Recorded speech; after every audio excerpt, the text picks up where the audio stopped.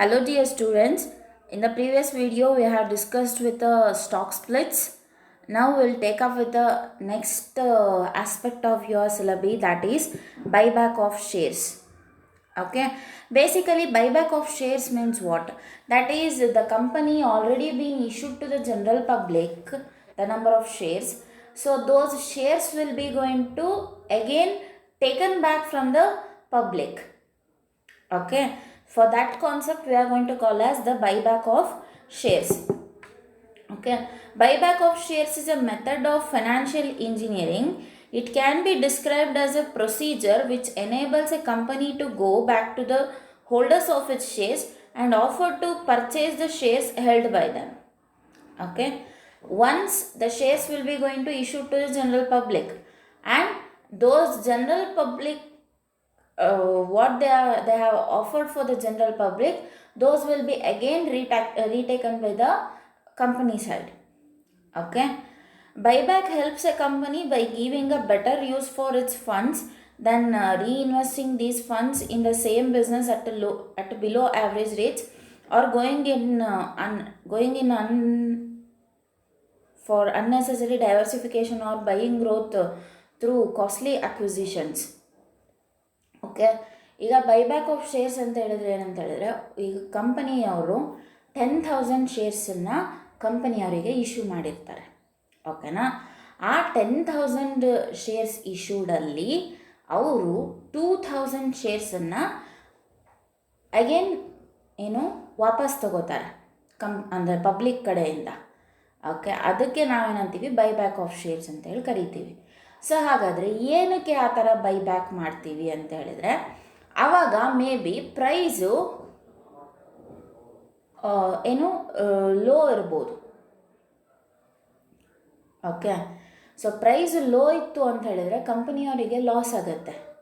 Okay, so ಹಾಗಾಗಿ price ಯಾವಾಗ ಜಾಸ್ತಿ ಬರುತ್ತೆ ಆ ಮೂಮೆಂಟಲ್ಲಿ ಆ ಶೇರ್ಸ್ಗಳನ್ನು ಇಶ್ಯೂ ಮಾಡ್ಬೋದು ಅಂತ ಹೇಳಿ ವಾಪಸ್ ತಗೋತಾರೆ. ಇದು ಒಂದು ರೀಸನ್.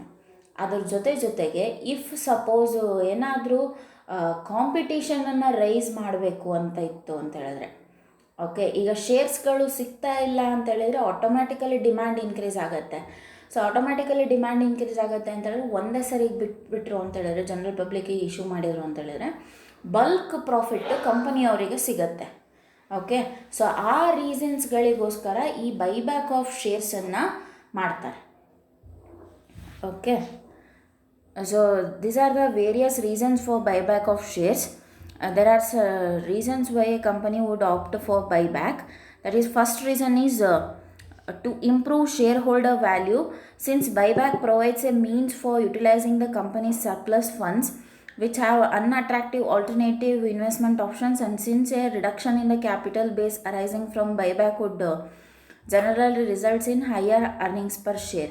That is, ಏನಂತ ಹೇಳಿದ್ರೆ ಇಲ್ಲಿ ಆಲ್ಟರ್ನೇಟಿವ್ ಇನ್ವೆಸ್ಟ್ಮೆಂಟ್ ಆಪ್ಷನ್ಸ್ಗಳಿರುತ್ತಲ್ಲ, ಸೊ ಆಲ್ಟರ್ನೇಟಿವ್ ಇನ್ವೆಸ್ಟ್ಮೆಂಟ್ ಆಪ್ಷನ್ಸ್ಗಳಿಂದ ಎಷ್ಟು ರೆವೆನ್ಯೂನ ಅರ್ನ್ ಮಾಡ್ಬೋದು ಅಥವಾ ಹೈಯರ್ ಅರ್ನಿಂಗ್ ಪರ್ ಶೇರನ್ನು ಯಾವ ಥರ ಮಾಡ್ಬೋದು ಅಂತ ಹೇಳಿ ನಾನು ಏನು ಹೇಳಿದ್ನಲ್ಲ ನಿಮಗೆ, ಪ್ರೈಸ್ನ ಜಾಸ್ತಿ ಮಾಡೋದಕ್ಕೆ, ಶೇರ್ಸಿನ ಪ್ರೈಸ್ನ ಜಾಸ್ತಿ ಮಾಡೋದಕ್ಕೋಸ್ಕರ ಅದು ಬೈಬ್ಯಾಕ್ ಮಾಡ್ತಾರೆ. ಸೆಕೆಂಡ್ ರೀಸನ್ ಏನಂತ ಹೇಳಿದ್ರೆ, it is used as a defence mechanism in an environment where the threat or corporate takeovers has become real. Buyback provides a safeguard against hostile takeover by increasing promoters holdings. That is, ಈಗ ಏನಾದರೂ take overs ಏನಾದರೂ ಆದರೆ company ಕಡೆಯಿಂದ, ಆವಾಗ ಆ ಶೇರ್ಸ್ಗಳನ್ನು ಅವ್ರು ವಾಪಸ್ ತಗೊಳ್ಳೇಬೇಕು. ಯಾಕಂತ ಹೇಳಿದರೆ, ಒಂದು ಕಂಪನಿನ ಟೇಕ್ ಓವರ್ ಮಾಡಿದ್ರೆ ಸ್ಟ್ರಾಂಗೆಸ್ಟ್ ಕಂಪನಿಯವರು, ಆವಾಗ ಆ ಶೇರ್ಸ್ಗಳು ಏನು ಆ ಹೆಸರಲ್ಲಿರುತ್ತಲ್ಲ, ಟೇಕ್ ಓವರ್ ಕಂಪನಿ ಹೆಸರಲ್ಲಿ ಏನಿರುತ್ತಲ್ಲ ಅದೆಲ್ಲದು ಕೂಡ ಸ್ಟ್ರಾಂಗೆಸ್ಟ್ ಕಂಪನಿಗೆ ಮರ್ಜ್ ಆಗಿಬಿಡತ್ತೆ. ಓಕೆ, ಆಮೇಲೆ ಪೂರ್ತಿ ಐಡೆಂಟಿಟಿ ಹೋಗುತ್ತೆ. ಪೂರ್ತಿ ಐಡೆಂಟಿಟಿ ಹೋಯಿತು ಅಂತ ಹೇಳಿದ್ರೆ ಅಗೇನ್ ಅಲ್ಲಿ ಕ್ವೆಶನ್ ರೈಸ್ ಆಗುತ್ತೆ. ಸೊ ಹಾಗಾಗ್ಬಿಟ್ಟು ಇಲ್ಲಿ ಏನಂತ ಹೇಳಿದ್ರೆ, ಪ್ರಮೋಟರ್ಸ್ ಅಥವಾ ಪ್ರಮೋಟರ್ಸಿಂದ ಹೋಲ್ಡಿಂಗ್ಸ್ ಏನಿರುತ್ತೆ ಅಥವಾ ಕಾಂಪಿಟೀಟರ್ಸನ್ನು ಪ್ರೊಟೆಕ್ಷನ್ ಮಾಡಲಿಕ್ಕೋಸ್ಕರ ಬೈಬ್ಯಾಕ್ ಆಫ್ ಶೇರ್ಸನ್ನು ಮಾಡ್ತಾರೆ. Okay, next, it would enable corporate to shrink their equity base, thereby injecting much needed flexibility. That is, corporate to shrink their equity base ಅಂತ ಹೇಳಿದ್ರೆ, ಆ ಈಕ್ವಿಟಿ ಪ್ರೈಸನ್ನು ಇನ್ಕ್ರೀಸ್ ಮಾಡಲಿಕ್ಕೋಸ್ಕರ ಇದನ್ನು ಅಂದರೆ ಈ ಥರ ಟ್ರಾನ್ಸಾಕ್ಷನ್ಸನ್ನು ರೇಸ್ ಅಪ್ ಮಾಡ್ತಾರೆ. Okay, next it improves the intrinsic value of the shares by virtue of the reduced level of floating stock. That is, intrinsic value means nothing but the per share value, it will be raised. Okay, ಆ ಒಂದು ರೀಸನಿಗೋಸ್ಕರನೂ buyback ಮಾಡ್ತಾರೆ. And it would enable corporate to make use of the buyback of shares for subsequent use in the process of mergers and acquisitions without enlarging the capital base. That is, ಈಗ company ಕಡೆಯಿಂದ general public ಅವರಿಗೆ issue ಮಾಡಿರೋ ಶೇರ್ಸ್ಗಳನ್ನು ವಾಪಸ್ ತೊಗೊಂಡ್ರು ಅಂತ ಹೇಳಿದರೆ ಅಲ್ಲಿ ಅವರಿಗೆ ಅಗೇನ್ ಕ್ಯಾಪಿಟಲ್ ಇನ್ಫ್ಲೋ ಆಯಿತು ಕಂಪನಿಗೆ, ರೈಟಾ? ಸೊ ಅದರಿಂದ ಏನಾಗುತ್ತೆ, ಕ್ಯಾಪಿಟಲ್ ಬೇಸ್ ಕೂಡ ಇನ್ಕ್ರೀಸ್ ಆಗುತ್ತೆ. ಇಫ್ ಕಂಪನಿ ಏನಾದರೂ ಲಾಸ್ ಸಿಚುವೇಷನಲ್ಲಿ ಇತ್ತು ಅಂತ ಹೇಳಿದ್ರೆ ಆವಾಗ ಕ್ಯಾಪಿಟಲ್ ಇಲ್ಲ ಅಂತ ಹೇಳಿದ್ರೆ ಆರ್ಗನೈಸೇಷನನ್ನು ರನ್ ಮಾಡೋದು ಕಷ್ಟ ಆಗುತ್ತೆ. ಓಕೆ, ಹಾಗಾಗ್ಬಿಟ್ಟು ಏನು ಮಾಡ್ತಾರೆ, ಕ್ಯಾಪಿಟಲ್ ಬೇಸನ್ನು ಜಾಸ್ತಿ ಮಾಡಲಿಕ್ಕೋಸ್ಕರ ಬೈಬ್ಯಾಕ್ ಆಫ್ ಶೇರ್ಸನ್ನು ಮಾಡ್ತಾರೆ. Okay, and next buyback of shares is used as a method of financial engineering. Yes, it's of course one of the financial technique. Okay, so capital base increase ಮಾಡೋಕ್ಕಿರ್ಬೋದು, ಅಥವಾ earning per ಶೇರನ್ನು increase ಮಾಡೋಕ್ಕಿರ್ಬೋದು, ಅಥವಾ price hike ಮಾಡಲಿಕ್ಕೆ, ಇದೆಲ್ಲ ರೀಸನ್ಸಿಗೆ. Okay, and it is used for signalling the effects of buyback on the share price.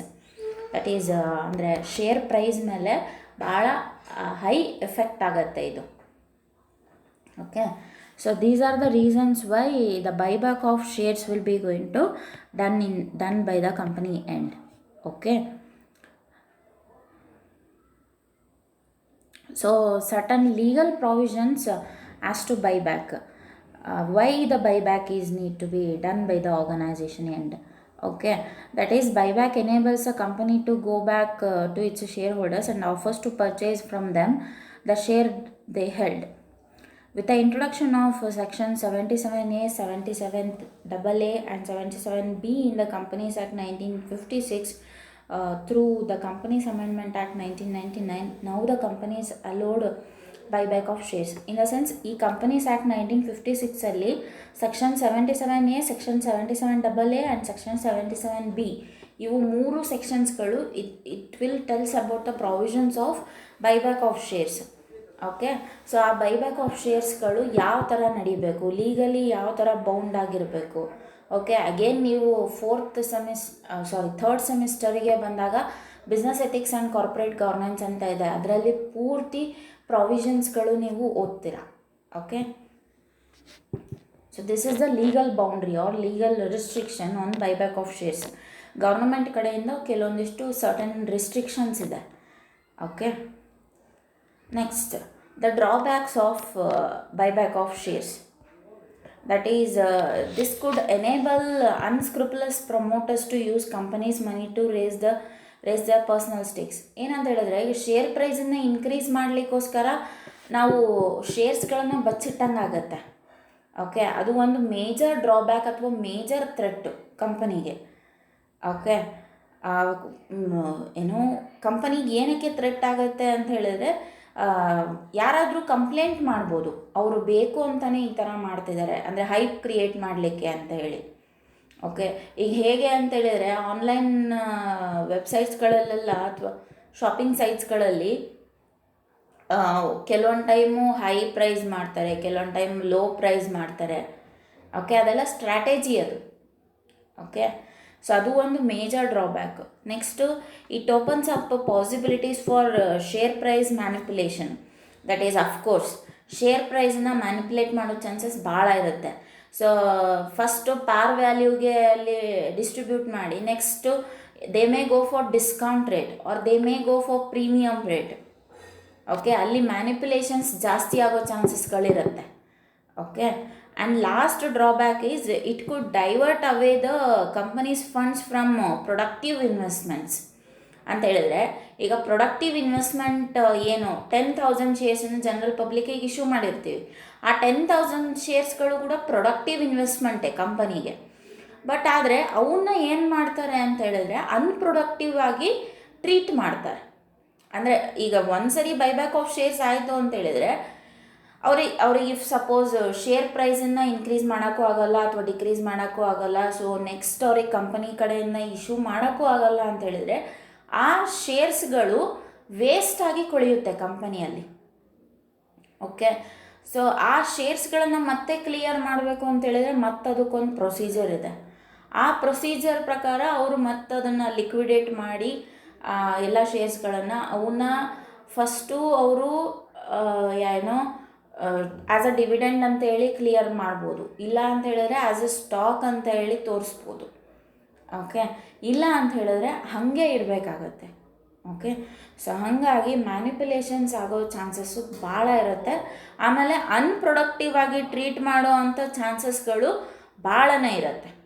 Okay, so this is regarding the buyback of shares. So in further videos, I'll go with the valuation of buyback of shares and dividend policies or practices in India. Okay, if you found any doubts, please put it in chat box. Okay, thank you.